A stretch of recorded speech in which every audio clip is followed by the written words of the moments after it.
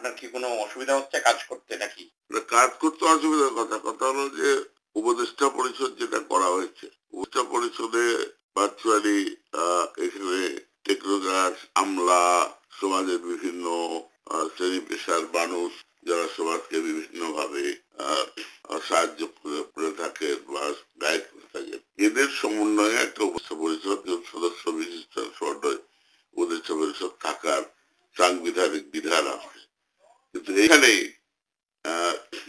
ব্যর্থতা হলে আমরা 5টা মানুষ যাদের 50-55 বছর রাজনৈতিক অভিজ্ঞতা আছে, যারা অ্যাক্টিভিস্ট ছিলাম, যারা বাংলাদেশে এই আওয়ামী লীগকে গড়তে সমস্ত শ্রম দিয়ে আমরা পরিশ্রম করেছি, হঠাৎ করে আমাদেরকে উপদেষ্টা পরিষদে এলোমুদ্দোজ ব্যুরোক্র্যাট আমলাদের সঙ্গে রেখে রাখাটা, এটা আমি মনে হয় কতটুকু সমীর হয়েছে এটা বিচারের ভাগ আমি যারা চিন্তা করেন, যারা ভাবেন, এবং বিশেষ করে শেখ হাসিনার উপরে আমি আমরা এখানে আমাদের কাজ করার অবকাশটা কোথায়? আমি তো এখনো স্টিল আমি বাংলাদেশের আমার চেয়ে জুনিয়র তারা আজকে প্রেসিডেন্ট মেম্বার, হ্যাঁ, আর আমি আজকে প্রেসিডেন্ট মেম্বারে বা আমার কিছু একজন আছে যারা আমার প্রেসিডেন্ট মেম্বার আছে, তারা যদি প্রেসিডেন্ট মেম্বার থাকতে পারে, হোয়াট ইজ আওয়ার ফল্ট? আমাদের অপরাধটা কোথায়? সুতরাং এই যে তথাকথিত উপদেষ্টা পরিষদে রেখে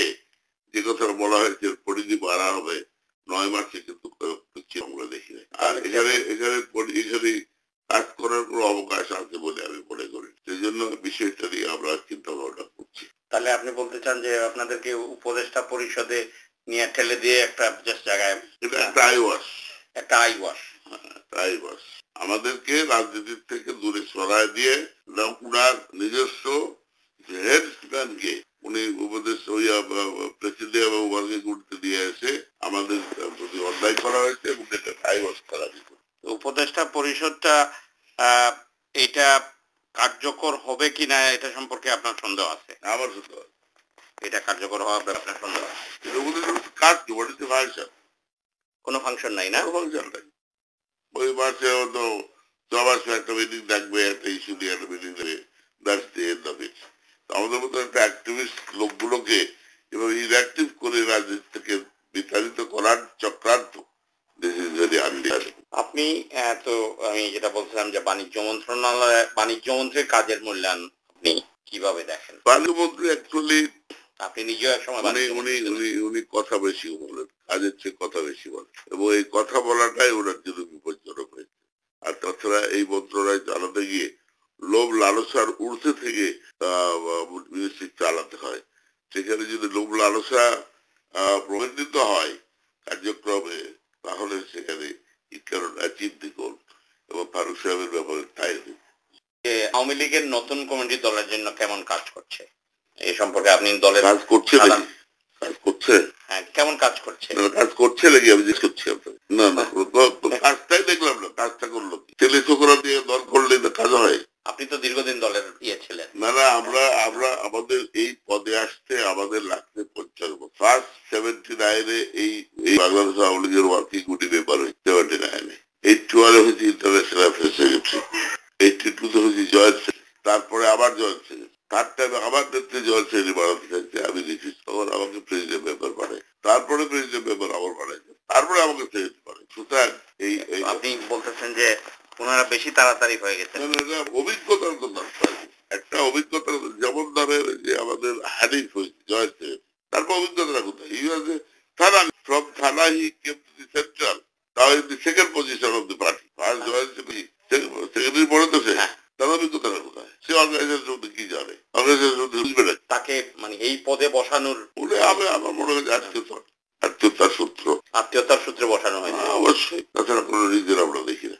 তো আপনি মনে করেন যে দলের এই নতুন কোন কমিটি কোনো কাজই করছে না, মানে এখন তো তাদের কোনো কার্যক্রম তো দেখি নাই, এখনো প্রোগ্রাম শুরু হয় নাই, এখন থানা লেভেলে বা কোনো সাংগঠনিক কর্মকাণ্ড শুরু হয় নাই, এখনো কোনো জায়গায় ওয়ার্কার্স কন্ট্রোল হয় নাই, কাজটা কোথায়?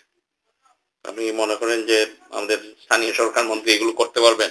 আমি জানি স্থানীয় সরকার মন্ত্রী তার কথা লিমিটেশন, লোক হিসাবে খারাপ আমি এটা বলবো না, বাট তার লিমিটেশন হলো he does know whole Bangladesh, বাংলাদেশকে উনি চিনার, বাংলাদেশকে চেনার অভিজ্ঞতা তার নাই, তো সে উনি কতটুকু পারবেন উনি জানেন। আপনি বলছিলেন যে 30শে এপ্রিলের ট্রাম্প কার্ডের কথা কেন বলছেন? এটা তো ট্রাম্প কার্ড 30 এপ্রিল আমার একার কথা, আসলে আমার নেত্রী করছে না, উদাহরণ আর করছে না, আমি কোনো কিছু করি না। আপনি বলতে চাইছেন এটা নেত্রীর কনসেন্ট এবং নেত্রীর অবশ্যই ইচ্ছায় আপনি অবশ্যই করেছেন। অবশ্যই ওনার করছেন ছাড়া আমি কিছু করি না। এই দিনে প্রুভ অন ডকুমেন্টস। আমি সেই দিনের সেই 30 এপ্রিলের ঘটনাগুলো নিয়ে, উনার বক্তব্য নিয়ে, হুম। যেগুলো যে নিউজ গুলো বেরিয়েছে, আমি সব ডাটা কালেকশন করার জন্য বলে দিয়েছি এবং তখনকার সাংবাদিকদের রিপোর্টের ভিত্তিতে রিপোর্ট আমি বের করবো। 30 এপ্রিলে বের করবো, মাছ ধরা চুক্তিও বের করবো, তারপরে আরো যেগুলো আছে ওনার নির্দেশে কার্যক্রম। আমার দোষটা হলো কি, আমার একটা দোষ হলো যে I was very loyal to her. Unquestioned loyalty is my crime. লয়ালটির পুরস্কার এটা না? হ্যাঁ, লয়ালটি পুরস্কার এটা, এটা আমার প্রস্তুত ওইখানে। যে 5 দফা চুক্তির কথা বলছেন আপনি, তাহলে এগুলা মানে নেত্রীর ইয়েতেই হয়েছে এবং যে ট্রাম্প কার্ডের জন্য ওই সময়ে যে আপনাকে যে ব্লেম করা আমাকে হয়েছে, ভিক্টিম করা হয়েছে, ভিক্টিম করা হয়েছে। এটার জন্য আপনি দায়ী না? আমি আমি প্রতিবাদ হিসেবে ট্রাম্প কার্ডের কথা বলেছি, বাট এটার পেছনে ওনার অবদান আছে। আপনি কয়েকদিন আগেও শেখ হাসিনা আওয়ামী লীগের প্রশংসা করেছেন, গুরুত্বপূর্ণ পদ না পাওয়া হতাশা থেকে কি না না, আমি তো শেখ হাসিনার প্রশংসা করি, যেটা ওনার প্রশংসা পাওয়ার কথা, কিন্তু আজকাল দেখতেছি যে she has deviated herself from goal। কারণ এই দলটাকে ক্ষমতায় আনতে বহু দূরে আমাদের পরিশ্রম করতে হয়েছে। আমরা ম্যানিফেস্টো করেছি, ম্যানিফেস্টোকে আবার বাস্তবায়ন করতে হবে, দ্যাট ইজ অনলি অল্টারনেটিভ।